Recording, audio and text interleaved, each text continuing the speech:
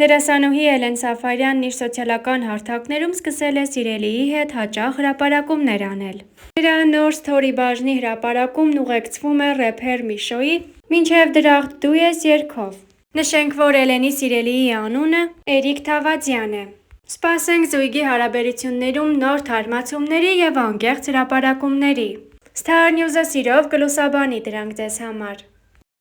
Արդեն գիտենք, երեկ կայացավ Խազեր մրցանակաբաշխությունը, որը համախմբել էր հայկական շոու բիզնեսի ամենահայտնի ներկայացուցիչներին։ Միջոցառմանը ներկա էր նաև երգչուհի և դերասանուհի Էլեն Սաֆարյանը։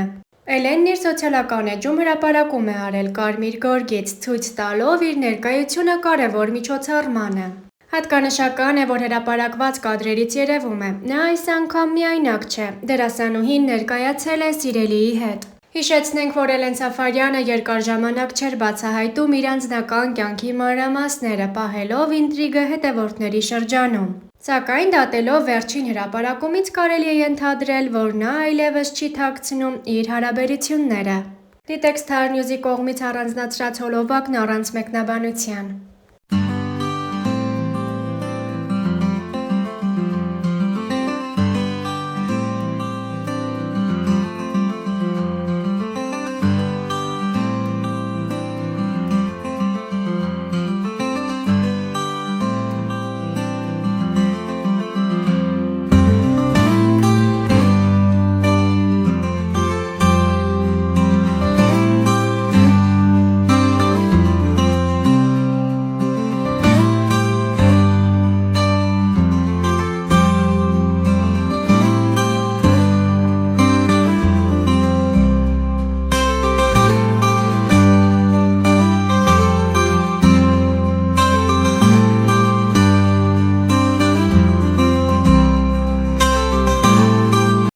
Հիշեցնենք, որ շաբաթներ առաջ Star News-ն արդեն ներկայացրել էր Էլեն Սաֆարյանի այն հրապարակումը, որտեղ նա ակնարկել էր սիրելի ունենալու մասին։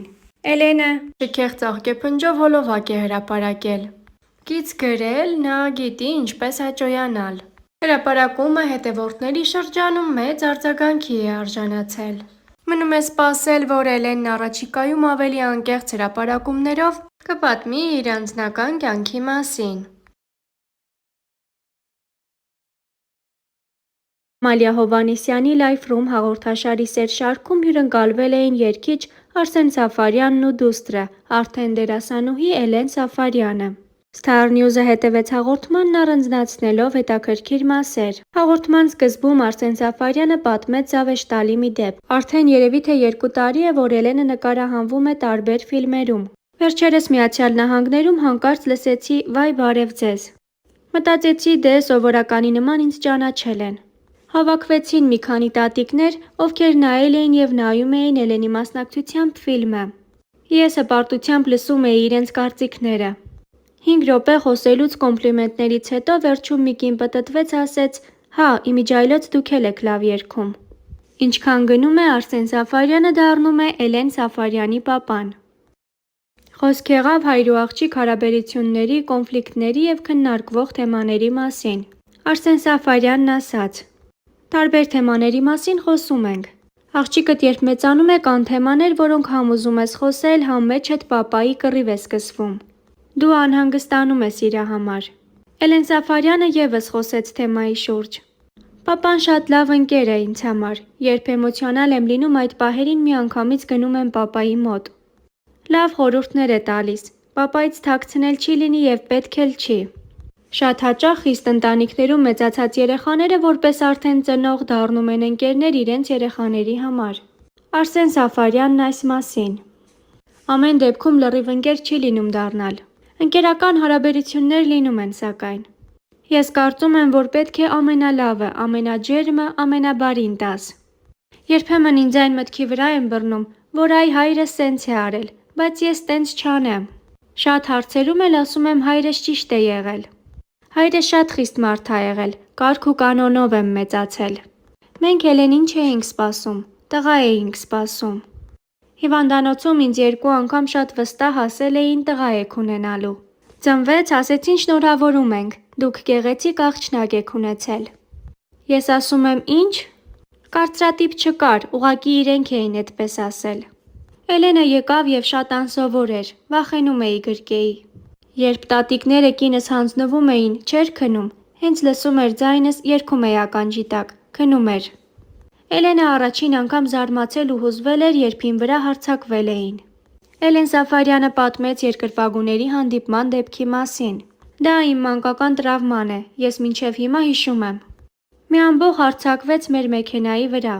Ես 4-5 տարեկան էի, չէի հասկանում, որ դա պապային սիրելուց է։ Արսեն Սաֆարյանը անգամ հիշեց, որ մի անգամ Էլենը հրել է երկրպագուներից մեկին և չի թողել, որ իր հետ նկարվի։ Խոսք եղավ երգչի առողջական խնդիրների, վիրահատության, քայլելու հետ կապված դժվարությունների մասին։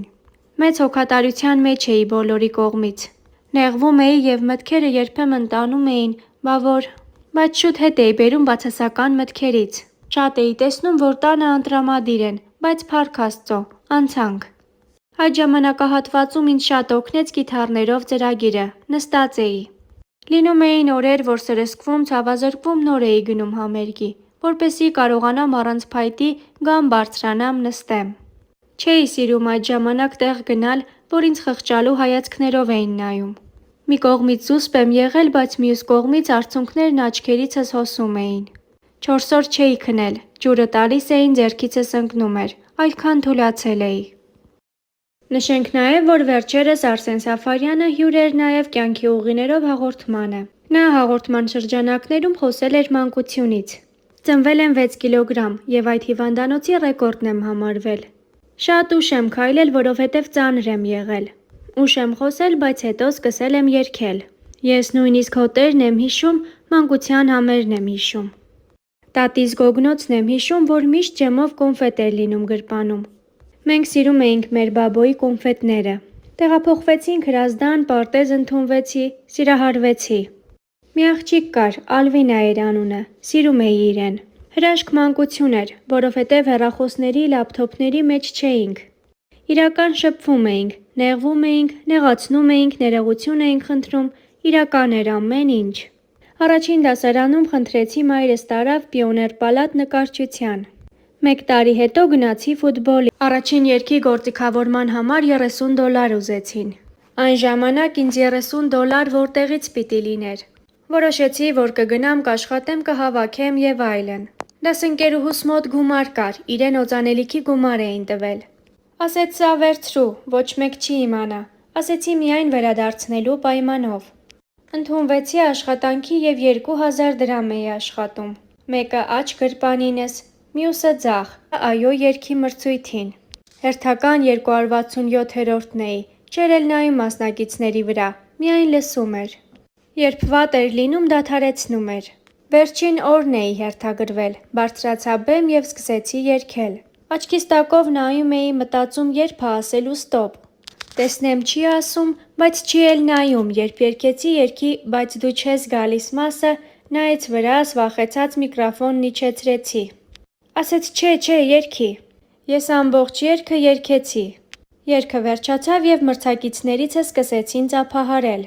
Կանչեց, ասեց բարձրացի, կգամ, կխոսենք։ Հարցազրույցի ժամանակ Սաֆարյանը խոսել էր նաև իր և կնոջ հանդիպումից։ Իմ սիրո խոստովանությունը մինչ օրս հիշում է։ Ասում է քո նման ինձ ոչ մեկ սեր չէր խոստովանել։ Հուզված ասեցի գիտես դու այնքան ես ինձ դուր գալիս, որ ես տեսնում եմ մեր երեխաներին։ Ասում է հետո գնացի տուն և մտածեցի այս տղան նորմալ է, նորմալ չի։ Հասկացա, որ ախր ինքն իմ հետ ամենակարևոր բանն է տեսնում, ընտանիքը։ Ամուսնացանք, Էլենը ծնվեց, հետո Արթուրը։ Զինվորական ծառայությունից հետո Արսեն Սաֆարյանը մեկնում է ԱՄՆ։ Նա պատմեց իր կյանքի այդ փուլից։ Դժվար ժամանակներ էին ինձ համար, սթրեսներով։ Մեկ իրականությունից մեկ այլ իրականություն։ Սփոփանքս մեկն էր, որ գիտեի ինչի համար եմ եկել։ Երգիչ լինելը դրված էր մի կողմ։ Աշխատել եմ տարբեր տեղեր, բենզալցակայանում, աշխատել եմ բեռնակիր, որովհետև եթե լեզու չգիտես, դու չգիտեմ ինչ ես։ Դա էլ հետաքրքիր դպրոց էր։ Ես իմ կյանքի ցանկացած ժամանակահատվածից փորձել եմ դրական եզրակացություն ունենալ։